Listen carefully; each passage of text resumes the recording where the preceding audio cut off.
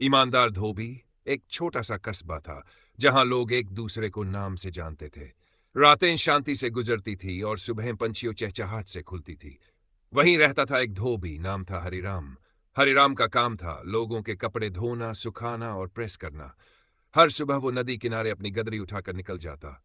कंधे पर गीले कपड़ों की गठरी, हाथ में डंडा और होंठों पर वही पुराना गीत, मेहनत से कमाओ, सच्चाई से जियो। हरिराम गरीब था, पर सच्चा था।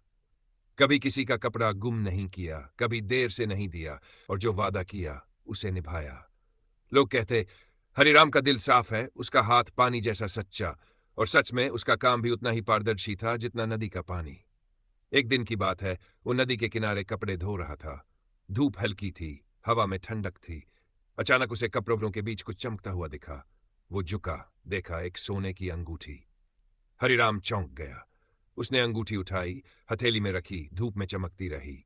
दिल में दो आवाजें उठी। एक बोली, रख ले, इतनी मेहनत करता है, तेरी किस्मत जागी है। दूसरी बोली, नहीं, ये तेरी नहीं है, लौटानी चाहिए।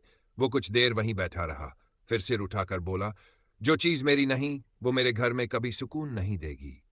उसने अंगूठी कपड़ों के साथ एक सूती कपड़े में लपेट ली और सोचा, जिसका भी कपड़ा होगा उसे मिल जाएगी।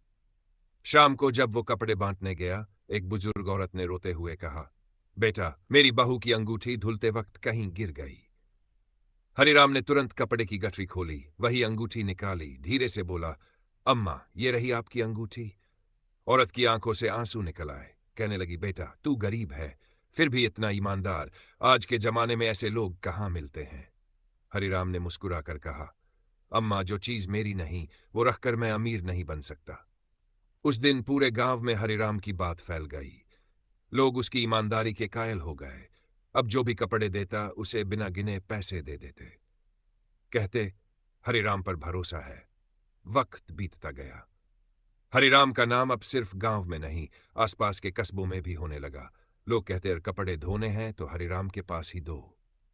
एक दिन राजा के सिपाही गांव में आए। उन्होंने ऐलान किया, राजमहल से किसी ने चोरी की है। राजा ने इनाम रखा है, जो भी सच्चा और ईमानदार हो।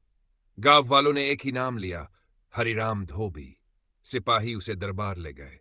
राजा ने पूछा, सुना है तू बहुत ईमानदार है, बताओ, अगर तेरे सामने कोई थैला मिले जिसमें सोने के सिक्के हो तो तू क्या करेगा। हरिराम ने शांत होकर कहा, जहां से मिला है वहीं लौटा दूंगा। राजा ने फिर पूछा, और अगर कोई न जाने, कोई न देखे। हरिराम मुस्कुराया, राजा साहब, खुदा तो देखता है। राजा उसकी बात सुनकर मुस्कुरा दिया। बोला, ऐसे लोग ही राज्य की शान है। फौरन सिपाही से कहा, इसे इनाम दो और राजकाज की धुलाई का काम इसी को सौंपो। हरिराम हैरान रह गया। इनाम में उसे नए कपड़े, थोड़े रुपये और राजमहल के कपड़े धोने का हक मिला। अब उसका काम बढ़ गया, पर उसका दिल वही रहा, सच्चा और सीधा। हर दिन वो नदी किनारे जाता, महल के कपड़े धोता और लोगों से कहता, ईमानदारी में सुकून है, झूठ में बस दिखावा।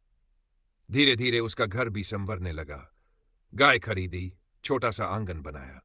लेकिन अब भी सुबह वही गीत गुनगुनाता, मेहनत से कमाओ, सच्चाई से जियो। लोग कहते, हरिराम गरीब से अमीर बन गया। पर वो कहता, अमीर वो नहीं होता जिसके पास सोना हो, अमीर वो होता है जिसके दिल में सुकून हो।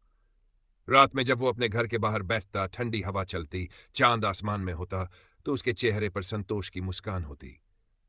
क्योंकि उसने जान लिया था, सच्चाई भले देर से जीतती है, पर जीतती जरूर है।